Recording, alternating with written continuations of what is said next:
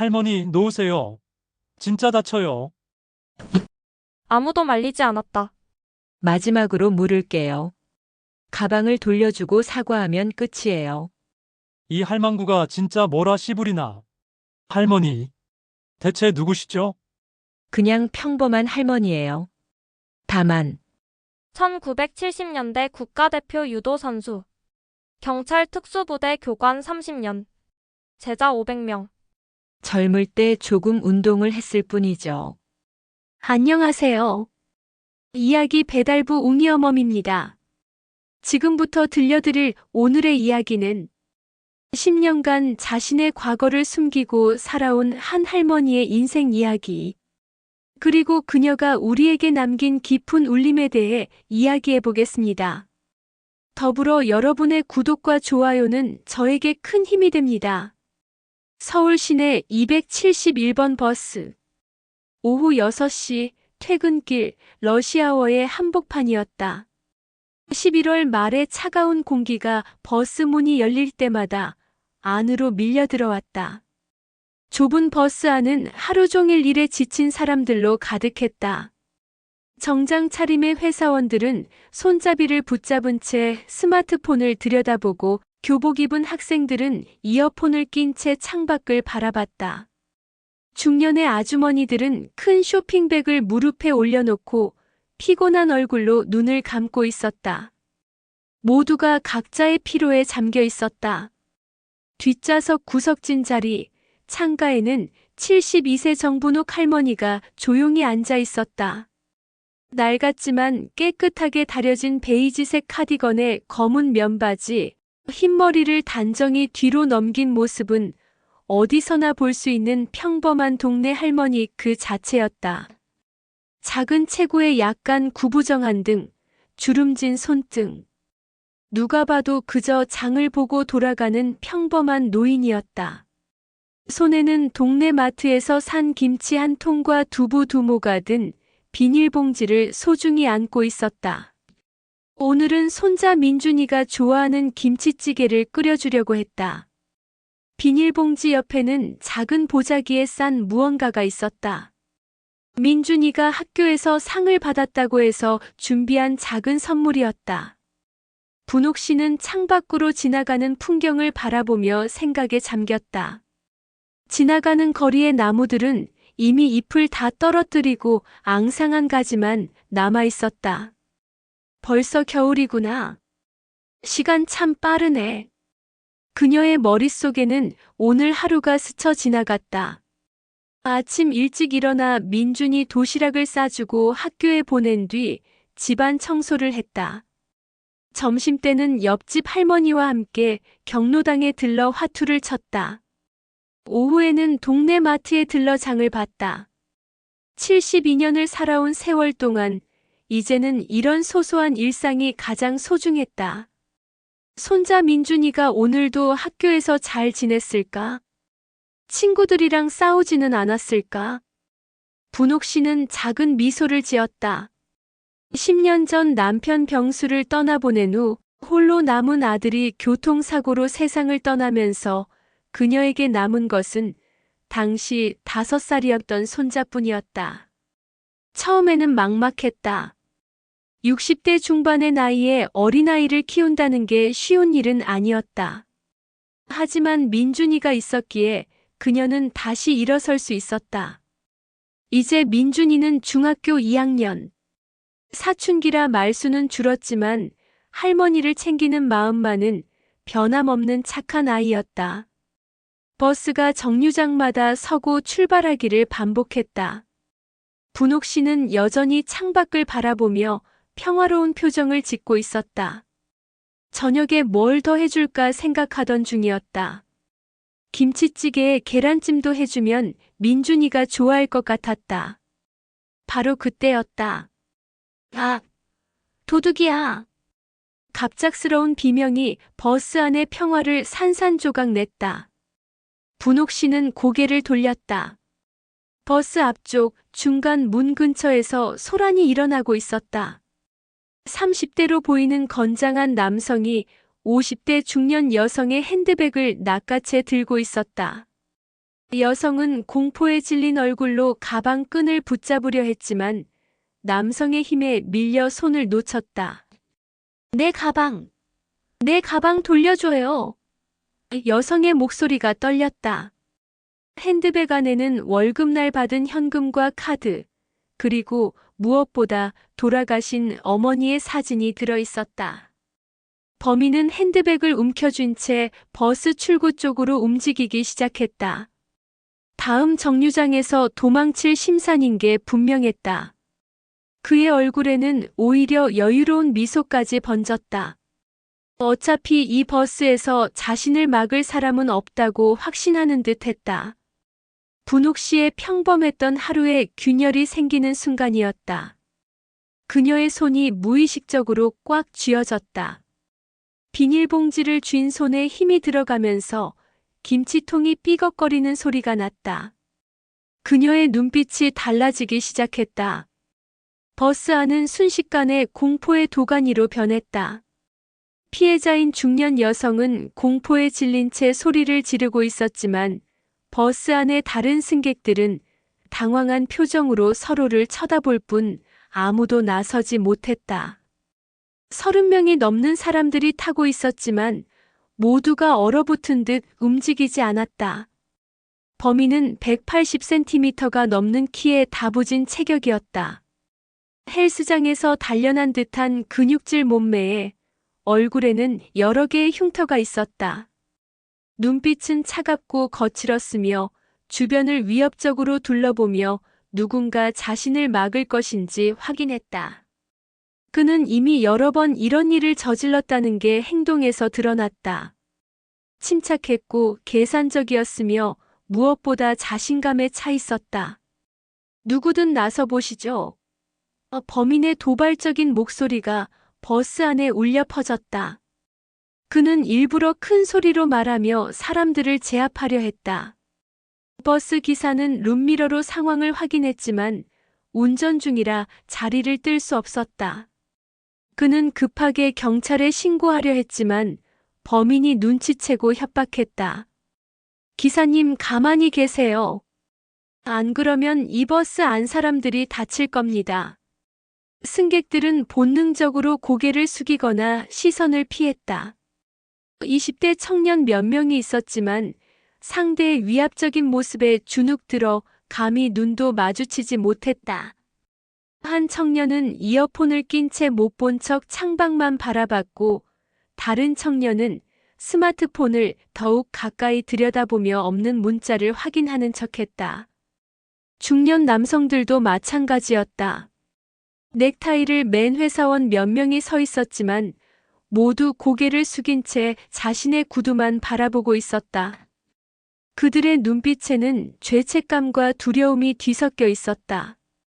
내가 나서야 하는 건 아닐까라는 생각과 혹시 내가 다치면 어떡하지라는 두려움 사이에서 갈등하고 있었다. 분옥 씨는 그 광경을 지켜보며 가슴이 답답해졌다. 버스 안 사람들의 두려움에 떠는 눈빛이 보였다. 어떤 이는 아예 눈을 감아버렸고 어떤 이는 손으로 입을 막고 숨을 죽이고 있었다. 피해자 여성은 여전히 울먹이며 애원하고 있었지만 범인은 오히려 그 모습을 즐기는 듯했다. 이게 맞나? 분옥 씨의 머릿속에서 복잡한 생각들이 스쳐 지나갔다. 그녀도 이해했다. 사람들이 왜 나서지 못하는지. 두려움은 당연한 것이었다. 범인은 명백히 위험해 보였고 자칫 잘못하면 자신이 다칠 수도 있었다. 게다가 요즘 세상에 남의 일에 나섰다가 오히려 피해를 보는 경우도 많았다. 괜히 나섰다가 보복당하면 어쩌지, 내 가족들은 어떡하지 하는 생각들이 사람들을 옥죄고 있었다. 하지만 그래도 이건 아니었다. 분옥 씨의 가슴 속에서 무언가가 끌어올랐다. 그것은 분노였다. 범인에게 느끼는 분노가 아니라 이 상황 자체에 대한 분노였다. 30명이 넘는 사람들이 한 명의 범죄자 앞에서 속수무책으로 당하고 있다는 현실에 대한 분노였다. 그녀는 자신의 손을 내려다봤다. 세월의 주름이 가득하지만 아직도 그 안에는 힘이 남아 있었다. 손가락을 천천히 움직여 봤다. 관절이 조금 뻑뻑했지만 여전히 제 역할을 할 수 있었다. 72년 인생. 그중 50년을 그녀는 싸우며 살았다. 어린 시절 가난한 집안에서 태어나 오빠들과 함께 유도를 배웠다. 딸이라고 차별받던 시대에 그녀는 남자들보다 더 열심히 연습했다. 땀과 눈물로 얼룩진 도복을 입고 넘어지고 또 넘어지며 일어섰다. 20대에는 국가대표가 되었다. 작은 체구였지만 기술과 끈기로 승부했다.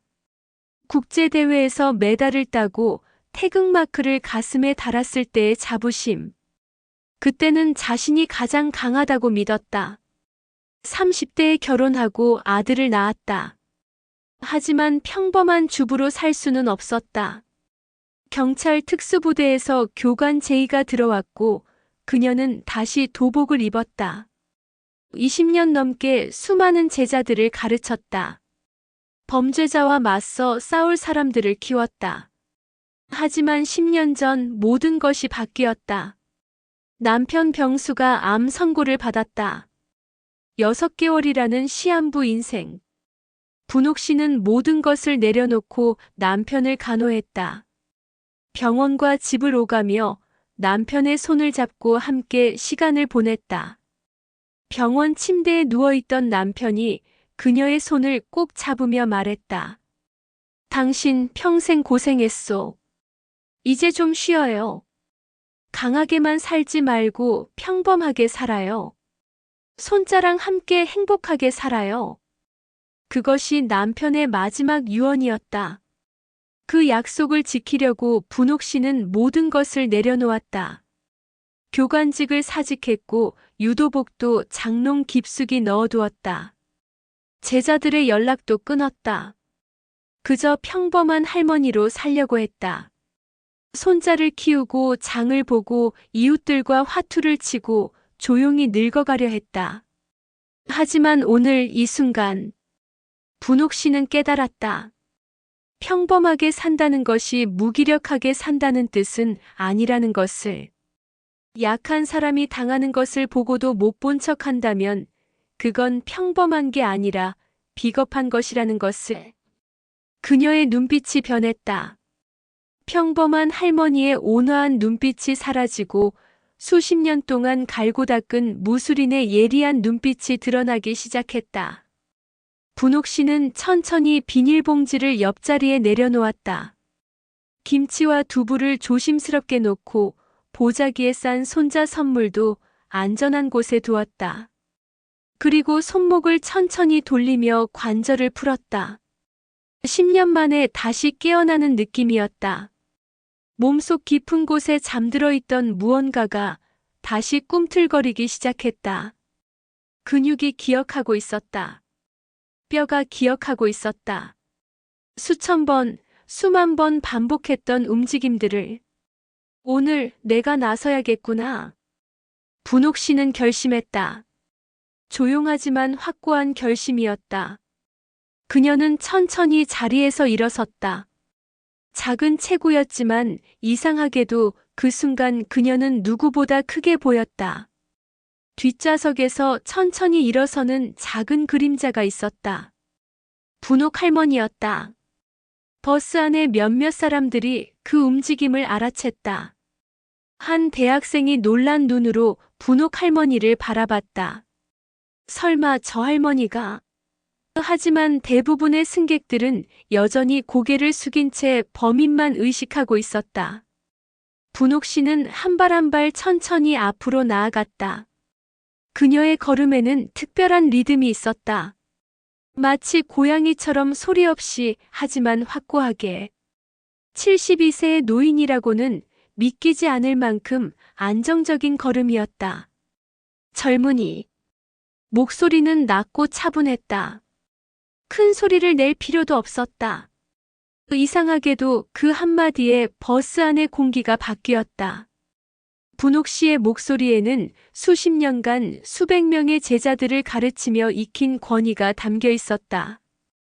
위협적이지 않으면서도 무시할 수 없는 무게감이 있었다. 범인은 돌아보며 비웃었다.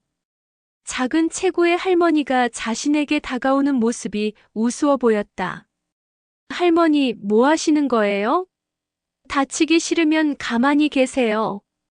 그는 한 손으로는 핸드백을 움켜쥐고 다른 손으로는 분옥 씨를 향해 위협적인 제스처를 취했다. 진짜 다치고 싶으세요? 난 노인이라고 봐주는 거 없어요. 분옥 씨는 대답 대신 천천히 걸어갔다. 그녀의 머릿속에는 수십 년 전 훈련받았던 것들이 파노라마처럼 떠올랐다. 첫째, 상대를 관찰하라. 분옥 씨의 눈은 범인의 모든 것을 스캔하고 있었다. 서 있는 자세, 무게 중심이 실린 발, 긴장한 어깨, 움켜쥔 주먹의 형태. 30년 넘게 범죄자들과 대면 훈련을 시켜온 그녀에게 이 모든 정보는 책을 읽는 것처럼 명확했다. 오른손잡이, 왼발의 무게 중심, 아마추어 권투 경험 있음. 하지만 하체가 약해. 실전 경험은 많지 않아. 분옥 씨는 단 몇 초 만에 상대를 분석했다. 둘째, 상대의 힘을 이용하라. 유도의 기본 원리였다. 힘으로 맞서는 게 아니라 상대의 힘과 움직임을 역이용하는 것. 72세의 할머니가 건장한 30대 남성을 이기는 유일한 방법이었다. 셋째, 중심을 무너뜨려라. 아무리 힘이 센 사람도 균형을 잃으면 무력해진다. 분옥 씨는 범인의 발 위치를 주시했다. 좁은 버스 통로, 불안정한 바닥, 손에 든 핸드백. 모든 것이 그녀에게 유리했다. 그리고 무엇보다 침착하라. 스승이 항상 강조하던 말이었다. 분호가 기술은 누구나 배울 수 있어. 하지만 위기의 순간에 침착함을 유지하는 건 아무나 못해. 그게 진짜 고수와 아마추어의 차이야. 분옥 씨의 호흡이 느려졌다. 심장 박동이 안정되었다. 주변의 소음이 사라지고 오직 범인과 자신만 남은 것 같았다. 이것은 수천 번의 훈련으로 몸에 밴 집중의 상태였다. 걸음걸이는 늙은 할머니라고 하기에는 너무 안정적이었다. 발소리도 거의 나지 않았다. 분옥 씨는 발바닥 전체를 사용하며 부드럽게 걸었다. 마치 물 위를 걷는 듯한 움직임이었다. 범인과의 거리가 3m, 2m, 1m로 좁혀졌다. 범인은 점점 불안해지기 시작했다. 할머니의 걸음걸이가 뭔가 이상했다. 평범한 노인의 움직임이 아니었다. 분옥 씨는 상대의 무게 중심, 발의 위치, 손의 움직임을 모두 계산하고 있었다.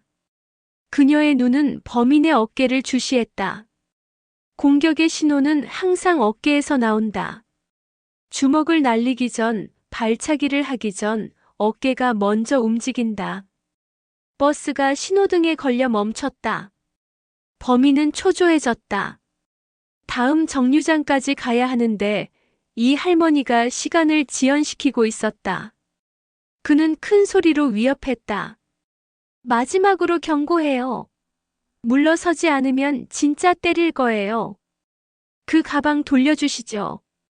그러면 조용히 넘어갈게요. 분옥 씨의 목소리에는 협상의 여지가 담겨 있었다. 하지만 그것은 마지막 기회였다. 그녀의 눈빛은 이미 다음 수순을 계산하고 있었다. 만약 범인이 거부한다면 0.5초 안에 그의 오른쪽 팔목을 잡고 왼발을 걸어 무게 중심을 무너뜨릴 것이다. 범인은 비웃었다. 할머니 정신이 나갔나 봐요. 좋아요, 할머니가 원한다면. 그가 오른손을 들어 분옥 씨를 밀쳐내려는 순간이었다. 분옥 씨는 그 움직임을 예상하고 있었다. 그녀의 몸이 미세하게 반응할 준비를 했다. 하지만 바로 그때 승객석에서 한 목소리가 들렸다. 할머니, 위험해요. 그만두세요. 30대 초반으로 보이는 한 여성이었다. 어린아이를 안고 있던 젊은 엄마였다. 그녀의 목소리에는 진심 어린 걱정이 담겨 있었다. 분옥 씨를 걱정하는 마음이었다. 분옥 씨는 순간 그 여성을 바라봤다. 엄마의 품에 안긴 아이는 겨우 6살쯤 되어 보였다. 아이는 무서운 상황에 엄마에게 꼭 매달려 있었다. 저 아이는 오늘 이 일을 기억하겠지. 분옥 씨는 생각했다. 어른들이 무서워서 아무것도 하지 못하는 모습을. 아니면 분옥 씨의 결심이 더욱 굳어졌다. 아이에게 보여줘야 했다. 어른이 어떻게 행동해야 하는지, 약한 사람을 지키는 게 어떤 것인지. 그녀는 다시 범인을 바라봤다. 이제 거리는 1미터도 안 되었다. 범인의 채취가 느껴질 정도로 가까웠다. 담배 냄새와 땀 냄새가 섞여 있었다. 마지막으로 물을게요. 분옥 씨의 목소리는 여전히 차분했다. 가방을 돌려주고 사과하면 끝이에요. 어떻게 하시겠어요? 범인은 그 말에 오히려 화가 났다. 자신의 권위가 도전받는 느낌이었다. 이 할망구가 진짜. 그의 손이 분옥 씨의 어깨를 향해 빠르게 뻗어나왔다. 이 할망구가 정말로. 범인이 분옥 씨의 어깨를 밀치려는 바로 그 순간 놀라운 일이 벌어졌다. 분옥 씨의 손이 번개처럼 움직여 범인의 팔목을 정확히 잡았던 것이다. 잡았다. 분옥 씨의 손가락이 범인의 손목 압박점을 정확히 누르고 있었다. 이것은 경찰 특수부대에서 가르치는 제압술의 기본이었다. 손목의 특정 지점을 누르면 상대는 순간적으로 힘을 쓸 수 없게 된다. 범인이 당황했다. 팔을 뿌리치려 했지만 꿈쩍도 하지 않았다. 그 작은 손에서 나오는 힘은 상상 이상이었다. 마치 쇠집게에 팔이 물린 것 같았다. 어떻게 이런 일이 가능한가? 그는 자신의 팔을 믿을 수 없다는 표정으로 내려다봤다. 분옥 씨의 손목과 팔뚝에는 세월이 만든 힘줄이 선명하게 드러나 있었다. 72세의 나이지만 그 근육들은 여전히 살아 있었다. 50년 넘게 단련해온 몸은 10년의 휴식에도 불구하고 자신의 역할을 기억하고 있었다. 버스 안의 승객들이 하나둘 고개를 들기 시작했다. 뭐야, 저 할머니가. 믿을 수 없다는 표정들이었다. 한 고등학생이 휴대폰을 꺼내 조심스럽게 촬영하기 시작했다. 범인은 당황했지만 곧 분노로 변했다. 자신이 할머니 하나에게 제압당하고 있다는 사실이 수치스러웠다. 할머니, 놓으라고 했잖아요. 그는 왼손으로 분옥 씨의 손을 떼어내려 했다. 하지만 분옥 씨는 이미 다음 수를 준비하고 있었다. 그녀는 범인의 왼손까지 잡으려는 순간이었다. 바로 그때였다. 버스 기사가 급브레이크를 밟았다. 앞 차량이 갑자기 끼어들었기 때문이었다. 예상치 못한 변수였다. 버스가 크게 흔들리며 승객들이 앞으로 쏠렸다. 으악! 여기저기서 비명이 터져 나왔다. 서 있던 사람들이 앞 좌석에 부딪혔고 앉아있던 사람들도 앞으로 고꾸라질 뻔했다. 분옥 씨도 균형을 잃을 뻔했다. 하지만 그녀는 오랜 훈련으로 몸을 낮추며 중심을 잡았다. 유도에서 가장 중요한 것이 바로 이것이었다. 어떤 상황에서도 균형을 유지하는 것. 범인은 급정거의 충격으로 완전히 중심을 잃었다. 손에 들고 있던 핸드백 때문에 균형을 잡기가 더 어려웠다. 그는 비틀거리며 뒤로 넘어지려 했다. 분옥 씨는 순간적으로 상황을 판단했다. 지금이 기회다. 범인이 중심을 잃은 이 순간을 놓치면 안 됐다. 하지만 문제가 있었다. 범인이 넘어지는 방향에 승객들이 있었다. 30대 초반의 임산부로 보이는 여성이 앉아 있었고 그 옆에는 초등학생 아이가 있었다. 만약 범인이 그쪽으로 넘어지면 무고한 사람들이 다칠 수 있었다. 안 돼. 다른 사람이 다치게 할 순 없어. 분옥 씨는 순간적으로 판단했다. 제압과 동시에 다른 사람들을 보호해야 했다. 이것은 교관 시절 항상 제자들에게 강조하던 것이었다. 범인을 제압하는 것보다 더 중요한 게 있다. 바로 시민의 안전이다. 범인을 잡으려다 시민이 다치면 그건 실패한 작전이다. 0.5초도 안 되는 찰나의 순간 분옥 씨의 머리는 빠르게 돌아갔다. 범인의 무게, 낙하 방향, 주변 승객의 위치, 버스 통로의 빈 공간. 모든 변수를 계산했다. 그리고 결정했다. 분옥 씨는 범인의 팔목을 잡은 채로 자신의 몸을 회전시켰다. 동시에 오른발로 범인의 왼쪽 발목 뒤를 정확히 걸었다. 이것은 유도의 기본 기술인 오우치가리 대한 걸기였다. 하지만 단순한 기술이 아니었다. 분옥 씨는 범인이 넘어지는 각도를 정밀하게 조정하고 있었다. 승객들이 있는 쪽이 아니라 비어있는 통로 쪽으로 넘어지도록. 끙! 범인의 거대한 몸이 공중에 떴다. 그는 자신이 하늘을 나는 것 같은 착각을 느꼈다. 시간이 느리게 흐르는 것 같았다. 이게 뭐야? 내가 왜? 쿵! 범인이 버스 바닥에 나뒹굴었다. 하지만 놀라운 것은 그의 낙하 지점이었다. 분옥 씨는 정확히 계산해서 범인이 비어있는 통로에만 떨어지도록 조절했다. 주변 승객들은 아무도 다치지 않았다. 단 한 명도. 훔친 핸드백이 바닥에 떨어지며 내용물이 흩어졌다. 지갑, 립스틱, 손거울, 그리고 오래된 가족 사진 한 장이 바닥에 널브러졌다. 버스 안이 순간 정적에 휩싸였다. 모든 승객이 숨을 죽인 채 이 믿을 수 없는 광경을 바라보고 있었다. 시간이 멈춘 것 같았다. 72세의 작은 할머니가 180cm가 넘는 건장한 남성을 단 한 번의 움직임으로 제압한 것이다. 와! 누군가가 작은 탄성을 내뱉었다. 그 소리가 신호탄이 되어 버스 안이 술렁이기 시작했다. 저게 진짜예요? 할머니가 어떻게... 방금 뭐가 어떻게 된 거죠? 승객들의 얼굴에는 놀라움, 경외, 그리고 안도감이 뒤섞여 있었다.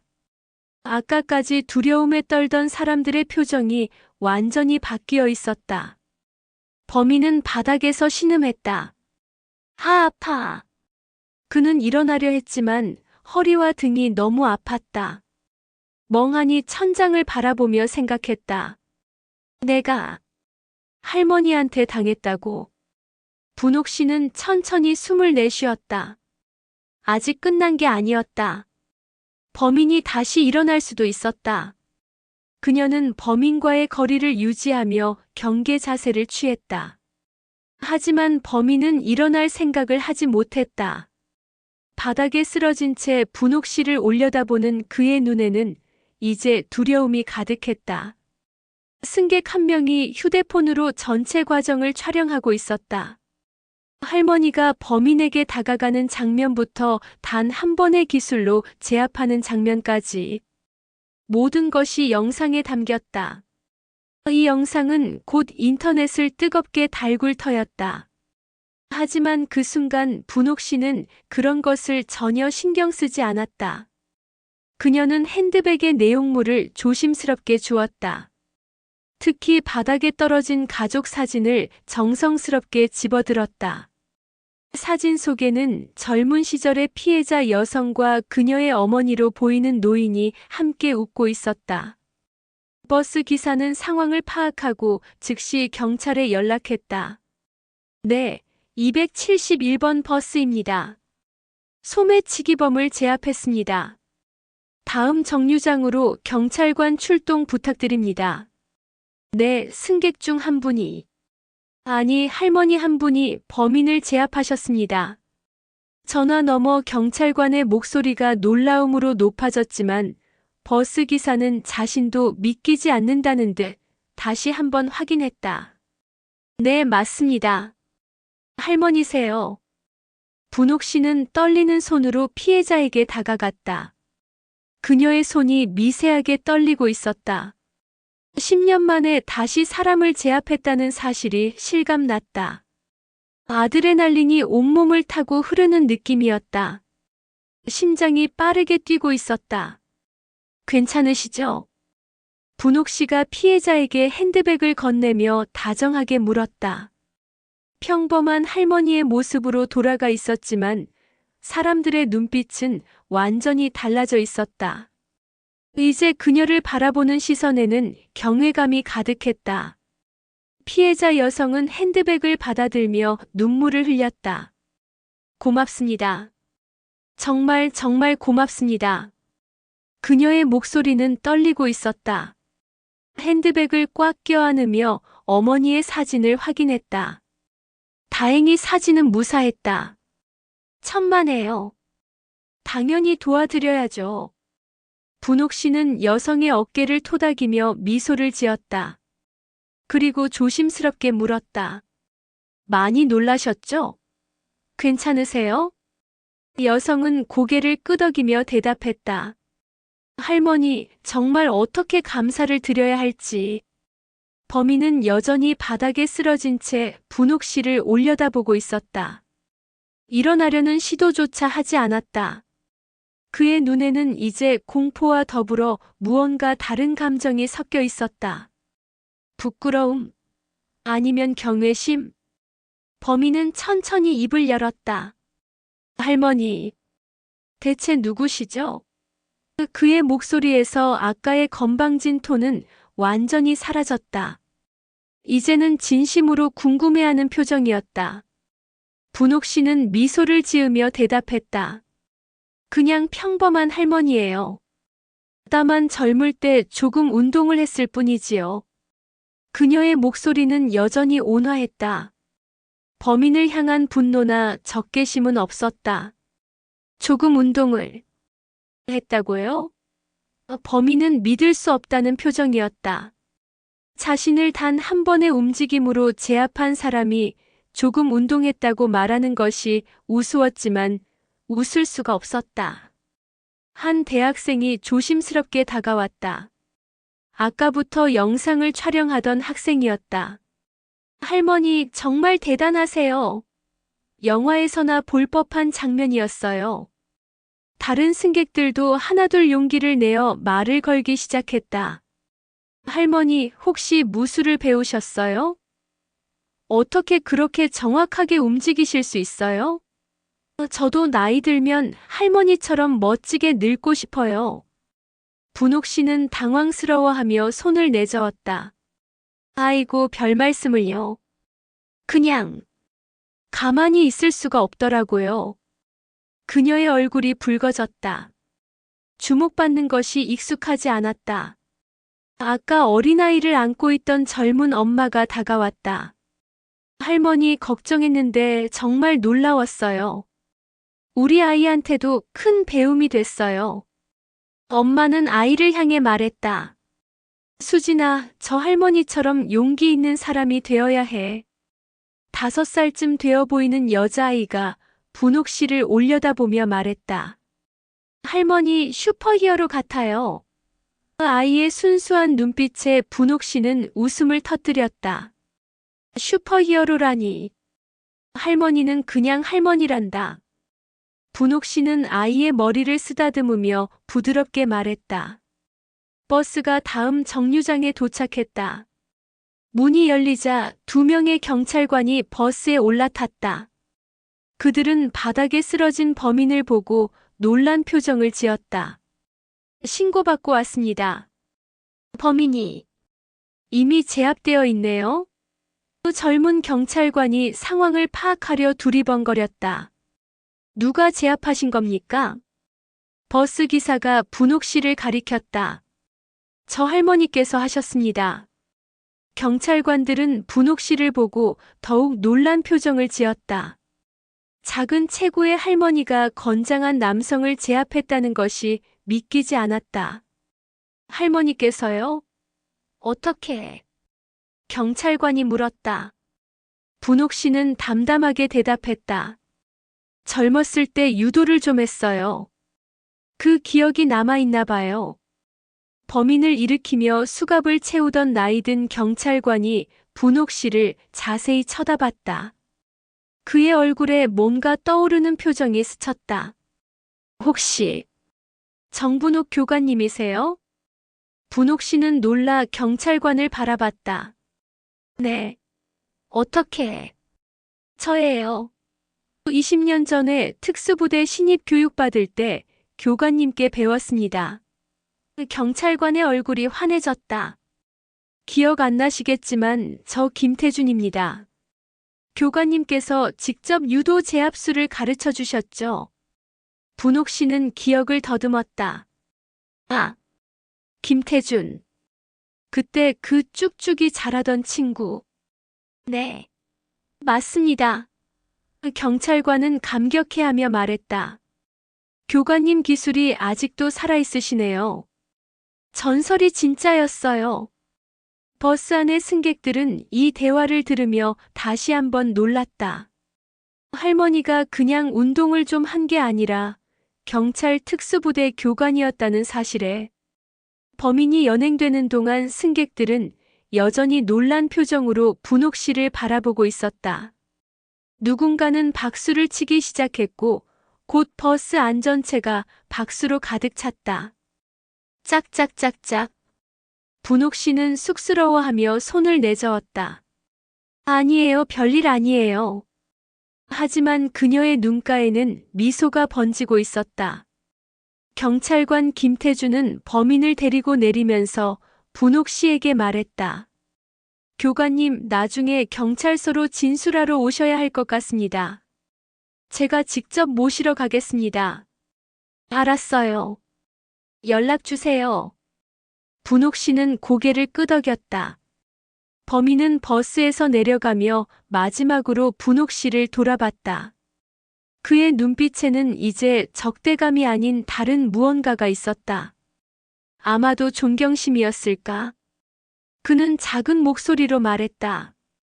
할머니, 죄송합니다. 버스 문이 닫히고 다시 출발했다. 분옥 씨는 자신의 자리로 돌아가 앉았다.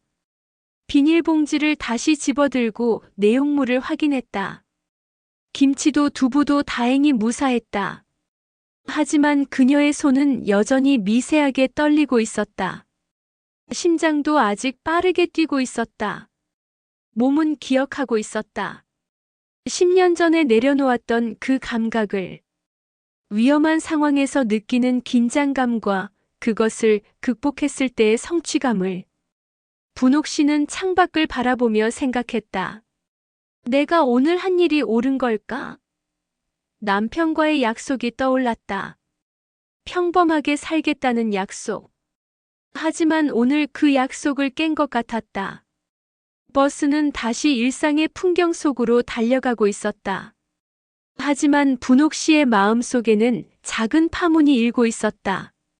집에 돌아온 분옥 씨는 평소처럼 저녁 준비를 시작했다. 김치찌개를 끓이고 계란찜을 만들고 밥을 지었다. 손은 익숙하게 움직였지만 마음은 계속 버스 안의 일을 되짚고 있었다. 내가 너무 나선 걸까? 냄비를 젓는 손이 잠시 멈췄다. 당신 약속을 어겨서 미안해요. 현관문이 열리는 소리가 들렸다. 할머니, 다녀왔어요. 손자 민준이의 목소리였다. 중학교 2학년인 민준이는 학원을 마치고 돌아온 참이었다. 어서 와, 우리 민준이. 씻고 밥 먹어. 분옥 씨는 평소와 다름없는 목소리로 대답했다. 오늘 있었던 일을 굳이 말할 필요는 없다고 생각했다. 손자를 걱정시키고 싶지 않았다. 하지만 민준이의 반응은 예상 밖이었다. 할머니, 할머니 맞죠? 이거 할머니 맞죠? 민준이가 흥분한 목소리로 스마트폰을 들이밀었다. 화면에는 영상이 재생되고 있었다. 분옥 씨는 화면을 들여다봤다. 그리고 깜짝 놀랐다. 버스 안에서 자신이 범인을 제압하는 장면이었다. 누군가가 촬영한 영상이 인터넷에 올라온 것이었다. 이게 언제? 분옥 씨는 당황했다. 할머니, 이거 지금 인터넷에서 완전 난리예요. 조회수가 벌써 50만이 넘었어요. 민준이의 눈이 반짝이고 있었다. 댓글 보세요. 다들 할머니 찾는다고 난리예요. 영상 아래 댓글들이 폭포수처럼 달려 있었다. 이 할머니 누구심? 완전 멋있음. 72세라는데 진짜. 믿기지 않음. 저 할머니가 우리 동네에도 계셨으면. 기술이 정말 정확해요. 전문가 같은데. 분옥 씨는 스마트폰을 보며 한숨을 쉬었다. 아이고, 이럴 줄 알았으면. 하지만 이미 엎질러진 물이었다. 그날 밤 분옥 씨는 잠을 이루지 못했다. 천장을 바라보며 생각에 잠겼다. 영상이 퍼지면 자신의 과거가 알려질 게 분명했다. 조용히 살고 싶었는데 이제 그럴 수 없을 것 같았다. 하지만 그래도 그때 가만히 있었다면 평생 후회했을 것이었다. 다음 날 아침 분옥 씨의 휴대폰이 쉴 새 없이 울렸다. 기자들의 전화였다. 어떻게 알았는지 집 앞에도 취재진이 몰려들기 시작했다. 정분옥 씨 계세요? 인터뷰 좀 해주실 수 있나요? 과거 이야기를 듣고 싶습니다. 분옥 씨는 당황스러웠다. 이런 관심이 부담스러웠다. 하지만 피할 수도 없었다. 결국 그녀는 문을 열고 나갔다. 카메라 플래시가 터졌다. 마이크가 앞으로 내밀어졌다. 분옥 씨는 눈을 가늘게 뜨며 카메라를 바라봤다. 할머니, 어떻게 그렇게 할 수 있었어요? 혹시 무술을 배우셨나요? 젊었을 때 무슨 일을 하셨나요? 질문이 쏟아졌다. 분옥 씨는 천천히 입을 열었다. 네, 저는 젊을 때 유도를 했습니다. 국가대표였고 나중에는 경찰 특수부대에서 교관으로 일했습니다. 기자들이 웅성거렸다. 예상치 못한 대답이었다. 한 기자가 급하게 검색을 시작했다. 정분옥. 1970년대 유도 선수. 맞네요. 여기 기록이 있어요. 순식간에 분옥 씨의 과거가 발굴되기 시작했다. 아시안게임 금메달, 국가대표 경력, 특수부대 교관. 숨겨졌던 화려한 이력이 하나씩 세상에 드러났다. 그날 저녁 분옥 씨의 이야기는 뉴스 메인으로 나갔다. 72세 할머니가 버스 안에서 소매치기범을 제압했습니다. 알고 보니 이 할머니는 전직 국가대표 유도 선수이자 경찰 특수부대 교관이었습니다. 앵커의 목소리가 전국으로 울려 퍼졌다. 영상이 다시 재생되었다. 분옥 씨가 범인을 단숨에 제압하는 장면. 시청자들은 숨을 죽이고 지켜봤다. SNS는 폭발했다. 관련 해시태그가 실시간 검색어 1위에 올랐다. 해시태그 버스 할머니, 해시태그 전설 의교관, 해시태그 진짜 영웅. 이런 분이 우리 곁에 계셨다니. 겉으로 보이는 게 전부가 아니네요. 나도 나이 들면 저렇게 멋지게 살고 싶다. 댓글은 찬사로 가득했다. 하지만 분옥 씨는 그것을 보며 복잡한 심경이었다. 민준이는 학교에서 친구들에게 둘러싸였다. 야, 내 할머니 완전 대박이다. 사인 좀 받아줘. 민준이는 어깨가 으쓱해지면서도 할머니가 걱정되었다. 그날 밤 민준이가 분옥 씨에게 물었다. 할머니, 괜찮으세요? 너무 피곤하지 않아요? 분옥 씨는 손자의 머리를 쓰다듬으며 미소 지었다. 괜찮아. 할머니는 괜찮단다. 하지만 그녀의 마음속에는 파도가 치고 있었다. 10년 동안 조용히 숨겨뒀던 과거가 한순간에 드러났다. 이제 돌아갈 수 없었다. 평범한 할머니로 살던 삶은 끝났다. 분옥 씨는 창밖을 바라봤다. 거리에는 여전히 취재진이 기다리고 있었다. 그녀는 한숨을 쉬었다. 이제 어떻게 되는 걸까? 모든 것이 바뀌는 전환점이었다. 그리고 분옥 씨는 아직 몰랐다. 이것이 시작에 불과하다는 것을. 사흘이 지났다. 분옥 씨의 삶은 완전히 뒤바뀌었다. 집 앞에는 여전히 기자들이 진을 치고 있었고 휴대폰은 쉴 새 없이 울렸다. 방송 출연 요청, 인터뷰 제안, 광고 섭외까지.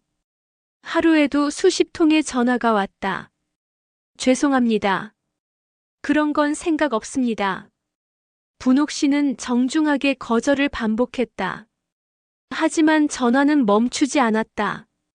마트에 장을 보러 가는 것조차 힘들어졌다. 사람들이 알아보고 다가왔다. 할머니, 사진 한 장만요. 사인 좀 해주세요. 선의에서 나온 요청이었지만 분옥 씨에게는 부담이었다. 경로당에 가는 것도 포기했다. 평소 함께 화투를 치던 친구들조차 분옥 씨를 대하는 태도가 달라졌다. 분옥이 내가 그런 대단한 사람이었어? 왜 우리한테는 한 번도 말 안 했어? 질투와 부러움, 그리고 약간의 서운함이 섞인 시선들. 분옥 씨는 그것이 견디기 힘들었다. 자신은 변한 게 없는데 사람들이 자신을 보는 눈이 달라진 것이다. 잠자리에 누우면 남편 병수의 얼굴이 떠올랐다. 병원 침대에 누워있던 남편의 마지막 모습. 한때 건강하고 씩씩했던 남편은 암 때문에 너무나 많이 야위어 있었다. 여보, 당신은 평생 강하게만 살았소. 국가대표 할 때도, 교관할 때도 항상 강해야 했지. 약한 모습 보이면 안 됐고. 나 역시 당신 덕분에 버틸 수 있었어요. 분옥 씨의 눈에서 눈물이 흘렀다. 민준이랑 평범하게, 그냥 행복하게 살아요. 약속할게요. 분옥 씨는 눈물을 닦으며 고개를 끄덕였다. 민준이랑 행복하게 살게요. 그렇게 살아요. 당신은 충분히 잘했어요. 그것이 남편의 마지막 말이었다. 분옥 씨는 그 약속을 지키며 10년을 살았다. 유도복도, 교관 신분증도, 과거의 명예도, 모든 것을 내려놓고 그저 평범한 할머니가 되려 했다. 하지만 버스 안에서 범인을 제압한 순간 분옥 씨는 다시 과거의 자신이 되었다. 강한 사람, 싸우는 사람, 주목받는 사람. 그리고 그 순간의 선택을 후회하지 않는다는 사실이었다. 하지만 나는 또 똑같이 할 것 같아요. 분옥 씨는 천장을 바라보며 혼잣말했다. 누군가 위험에 처하면 또 나설 것 같아요. 그게 나니까요. 자신은 결코 평범하게 살 수 없는 사람이라는 것. 약한 사람이 고통받는 것을 보면 참을 수 없는 사람이라는 것. 끊임없는 생각으로 밤은 깊어만 갔다. 다음 날 아침 분옥 씨는 거울을 보며 놀랐다. 3일 동안 제대로 먹지도 자지도 못한 결과였다. 민준이가 학교 가기 전에 할머니의 얼굴을 보고 깜짝 놀랐다. 할머니 많이 안 좋아 보이세요. 괜찮으세요? 응, 할머니 괜찮아. 분옥 씨는 억지로 미소를 지었다. 민준이나 학교 잘 다녀와. 하지만 민준이는 걱정스러운 눈으로 할머니를 바라봤다. 할머니, 힘들면 말씀하세요. 제가 도와드릴게요. 그 말에 분옥 씨는 눈물이 핑 돌았다. 하지만 참았다. 손자 앞에서 약한 모습을 보이고 싶지 않았다. 민준이가 학교에 간 후 분옥 씨는 홀로 집에 앉아 있었다. 텔레비전을 켰다. 아침 뉴스에서 또 자신의 이야기가 나오고 있었다. 72세 할머니 영웅담이 화제입니다. 하지만 정작 본인은 조용히 지내고 싶다는 의사를 밝혔는데요. 리포터가 자신의 집 앞을 비추며 말했다. 분옥 씨는 텔레비전을 껐다. 더 이상 볼 수가 없었다. 그때 현관 초인종이 울렸다. 또 기자일 것이라 생각하고 무시하려 했다. 하지만 초인종은 계속 울렸다. 누구세요? 분옥 씨는 지친 목소리로 물었다. 교관님, 저 김태준입니다. 태준이가. 분옥 씨는 문을 열었다. 김태준 경찰관이 서 있었다. 그의 옆에는 50대 초반으로 보이는 남성이 함께 있었다. 교관님 뵙고 싶어서 왔습니다. 이쪽은? 김태준이 옆 사람을 소개하려 했다. 오래간만입니다, 교관님. 그 남성이 먼저 인사했다. 저 기억하시나요? 이강민입니다. 25년 전에 교관님께 배웠던. 분옥 씨는 그를 보며 기억을 더듬었다. 강민이? 그때 그 말썽꾸러기? 이강민은 웃으며 고개를 끄덕였다. 네, 맞습니다. 지금은 경찰청 차장으로 있습니다. 두 사람은 꽃다발과 과일 바구니를 드렸다. 교관님께서 힘들어하신다는 소식을 들었습니다. 저희 제자들이 모두 걱정하고 있어요. 분옥 씨는 그들을 집 안으로 들였다. 차를 내오며 물었다. 어떻게 다들 알았어요? 교관님, 저희는 교관님 제자들이에요. 교관님이 힘들어하시면 안 되죠. 김태준이 진심 어린 눈빛으로 말했다. 이강민이 덧붙였다. 교관님, 언론 때문에 힘드시죠? 제가 경찰청 차원에서 좀 정리해 볼까요? 분옥 씨는 손을 내저었다. 괜찮지 않으세요? 김태준이 단호하게 말했다. 교관님, 얼굴 보세요. 많이 수척해지셨어요. 나는 그냥 평범하게 살고 싶었는데. 두 제자는 조용히 그녀의 말을 들었다. 나는 또 똑같은 일을 할 것 같아요. 누군가 위험에 처하면 나는 또 나설 것 같아요. 이강민이 분옥 씨의 손을 잡았다. 교관님은 역시 교관님이세요. 평생 그렇게 사셨잖아요. 그들의 말이 조금이나마 위로가 되었다. 이것이 분옥 씨가 마주한 가장 어두운 순간이었다. 일주일 후 분옥 씨는 한 방송사의 인터뷰 제안을 받아들였다. 계속 거절하다가 결국 승낙한 이유는 단 하나였다. 제대로 이야기하고 싶었다. 사람들이 자신을 영웅으로만 보는 것이 부담스러웠다. 자신도 약한 사람이고 갈등하는 평범한 할머니라는 것을 보여주고 싶었다.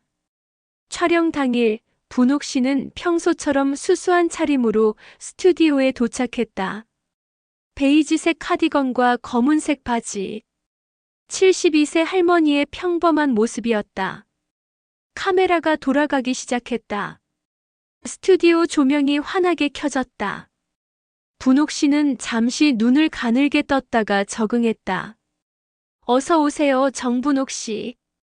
여성 앵커가 따뜻하게 맞이했다. 오늘 이렇게 인터뷰에 응해주셔서 감사합니다. 초대해주셔서 감사합니다. 제가 할 말이 있어서 나왔습니다. 분옥 씨는 조용히 대답했다.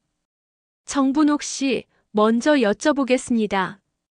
버스에서 범인을 제압하셨을 때 어떤 생각이 드셨나요? 분옥 씨는 잠시 침묵했다. 사실 겁이 났어요. 예상치 못한 대답에 앵커가 놀란 표정을 지었다. 겁이 나셨다고요? 네. 저도 사람이에요. 72세 할머니고요. 상대는 젊고 건장한 남자였어요. 당연히 겁이 나죠. 분옥 씨의 목소리는 차분했다. 하지만 더 두려운 게 있었어요. 더 두려운 게 뭘까요? 내가 아무것도 하지 않았을 때 나중에 후회할 것 같았어요. 그게 더 두려웠어요. 분옥 씨의 눈빛이 진지해졌다. 앵커가 다음 질문을 이어갔다. 과거 이력을 보니 정말 화려하셨더라고요. 국가대표 유도 선수, 경찰 특수부대 교관. 그런데 왜 그동안 숨어 사셨나요? 분옥 씨는 한참을 침묵했다. 카메라가 그녀의 얼굴을 클로즈업했다. 눈가의 주름, 세월의 흔적, 그리고 그 안에 담긴 슬픔이 보였다. 남편이 마지막으로 한 말이 있어요. 분옥 씨는 잠시 말을 멈추고 감정을 추스렀다. 당신은 평생 싸웠으니 이제는 쉬라고요. 남편은 제가 평생 강하게만 산 게 안쓰러웠대요. 국가대표 할 때도 교관할 때도 항상 강해야 했고 약한 모습을 보이면 안 됐으니까요. 앵커가 조용히 경청했다. 스튜디오 안이 숙연해졌다. 그래서 저는 평범하게 살겠다고 약속했어요. 손자랑 행복하게 살겠다고. 분옥 씨의 눈에서 눈물이 흘렀다. 10년 동안 그 약속을 지키며 살고 있었지요. 근데 앵커가 조심스럽게 물었다. 그날 버스에서는요? 네, 분옥 씨는 고개를 끄덕이며 대답했다. 사람들이 두려워하는 모습을 보니까, 아무도 나서지 않는 모습을 보니까 제가 싸워야 한다는 걸 알았어요. 분옥 씨가 카메라를 똑바로 바라보며 말했다. 나는 약한 사람을 보면 못 참는다는 걸. 평범하게 살 수 없는 사람인 것 같아요. 누군가 위험에 처하면 나는 또 나설 거예요. 젊을 땐 배운 기술로 이겼지만 나이 들어보니 진짜 강함은 다른 거더라고요. 남을 지키려는 마음. 그게 진짜 강함이에요. 힘이 있으면 쓰는 게 아니라 나누는 데 써야 해요. 약한 사람을 괴롭히는 데 쓰는 게 아니라 약한 사람을 지키는 데 써야 해요. 분옥 씨는 잠시 멈췄다가 덧붙였다. 그리고 나는 누군가를 지킬 때 행복해요. 그게 나니까요. 그 순간 분옥 씨의 얼굴에 평화로운 표정이 떠올랐다. 마치 무거운 짐을 내려놓은 것 같았다. 인터뷰가 끝난 후 앵커가 분옥 씨의 손을 잡았다. 정말 감동적이었어요. 많은 분들이 힘을 얻으실 것 같아요. 저는 그냥 제 마음을 솔직하게 말했을 뿐이에요. 분옥 씨는 미소를 지었다. 그날 밤 방송이 나갔다. 시청률은 예상을 뛰어넘었다. 전국의 수백만 명이 분옥 씨의 이야기를 들었다. 인터넷은 다시 한번 폭발했다. 하지만 이번에는 댓글의 내용이 달랐다. 쉰다는 건 포기하는 게 아니라 필요할 때 다시 일어설 힘을 기르는 거라고 생각해요. 진짜 강한 사람은 싸울 수 있지만 선택적으로 싸우는 사람이에요. 할머니 말씀 감동이에요. 저도 누군가를 지킬 수 있는 사람이 되고 싶어요. 한 댓글이 특히 많은 공감을 받았다. 남편분은 할머니가 평범하게 살기를 바란 게 아니라 행복하게 살기를 바랐던 거예요. 할머니는 그 뜻을 정확히 이해하신 거예요. 그날 밤 집으로 돌아온 분옥 씨는 남편의 사진 앞에 앉았다. 오랜만에 사진을 꺼내 보았다. 젊은 시절의 남편이 환하게 웃고 있었다. 당신, 제가 약속을 어긴 게 아니라는 걸 이제 알겠어요. 분옥 씨는 사진을 쓰다듬으며 말했다. 쉬면서도 필요할 때 일어서는 것, 그게 진짜 쉬는 거더군요. 당신도 그렇게 생각하죠? 마치 대답하듯 사진 속 남편의 미소가 더 환하게 보였다. 민준이가 방에서 나와 할머니를 껴안았다. 할머니, 방송 봤어요. 너무 멋있었어요. 우리 할머니가 최고예요. 분옥 씨는 손자를 안으며 미소 지었다. 민준아, 할머니가 가르쳐 줄게. 강한 건 좋은 거야. 하지만 그 힘을 언제 쓰는지 아는 게 더 중요해. 언제요? 약한 사람을 괴롭힐 때가 아니라 약한 사람을 지킬 때 쓰는 거야. 민준이는 고개를 끄덕이며 할머니의 품에 안겼다. 그날 밤 분옥 씨는 오랜만에 깊은 잠을 잤다. 10년 만에 처음으로 죄책감 없이 편안하게 잠들었다. 꿈속에서 남편이 나타나 그녀의 손을 잡고 미소 지었다. 잘했소, 당신. 모든 갈등이 폭발하고 숨겨진 진실이 드러나고 내면의 평화를 찾은 순간이었다. 이것이 분옥 씨의 클라이맥스였다. 며칠 후 분옥 씨의 집에 한 통의 편지가 도착했다. 그날 버스에서 핸드백을 빼앗겼던 여성이 보낸 것이었다. 할머니, 저는 그날 이후로 생각이 많아졌어요. 저도 누군가 약한 사람이 위험에 처했을 때 나설 수 있는 용기를 가져야겠다고요. 할머니가 보여주신 건 용기였어요. 분옥 씨는 편지를 읽으며 미소를 지었다. 그리고 남편의 사진 앞에 앉아 조용히 말했다. 당신, 제가 약속을 어긴 게 아니라는 걸 이제 알겠어요. 쉬면서도 필요할 때 일어서는 것, 그게 진짜 쉬는 거더군요. 당신도 그렇게 생각하죠? 손자 민준이가 학교에서 돌아와 할머니를 안았다. 할머니, 오늘 학교에서 친구들이 할머니 영상 봤대요. 다들 할머니가 멋있대요. 분옥 씨는 손자의 머리를 쓰다듬으며 말했다. 민준아, 할머니가 가르쳐 줄게. 강한 건 좋은 거야.